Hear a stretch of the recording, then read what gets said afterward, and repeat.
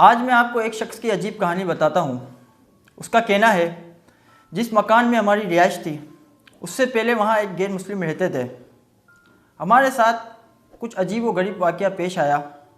हुआ यूँ कि आधी रात के वक्त या कभी कभार दिन में एक खौफनाक काला कुत्ता दाखिल हो जाता।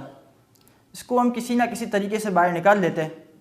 तमाम खिड़कियाँ और दरवाजे बंद करने के बावजूद जब इसकी आमद का सिलसिला ना रुका तो मेरे चचा, जो कुत्ते के बार बार आ जाने से उकता चुके थे, इसको गोली मारकर हलाक कर दिया।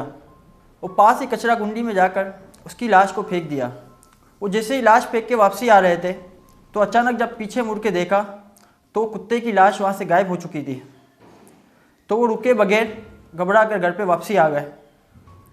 पुरअसरार कुत्ते से तो छुटकारा पा लिया, लेकिन इसके बाद घर में कुछ और अजीब व गरीब वाक़यात होने लगे।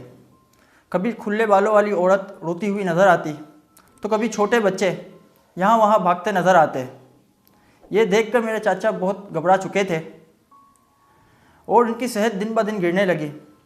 उनके यहाँ जो भी औलाद पैदा होती शुरू में तो सही होती, लेकिन जैसे जैसे उसकी उम्र बढ़ती तो उनकी आँखों की बीनाई कम हो जाती। इससे सब घर वाले काफ़ी परेशान हुए और तमाम आमलीन को दिखाया, लेकिन इससे कुछ फ़र्क नहीं पड़ा। तो उनको किसी ने मशवरा दिया कि भाई आप इस बुज़ुर्ग के पास जाएं। तो जब वो उस बुज़ुर्ग के पास गए तो उनकी बरकत से इनका ये मसला हल हो गया और जो घर में अजीब व गरीब वाक़यात हो रहे थे वो सारा मामला सेट हो गया। इस कहानी से हमें क्या सबक मिलता है कि हमें बिला वजह किसी जानवर को तकलीफ़ नहीं देनी चाहिए। हमें अल्लाह के नेक बंदों से अपना राब्ता मजबूत रखना चाहिए ताकि इसकी बरकत से हम परेशानियों से बच सकें।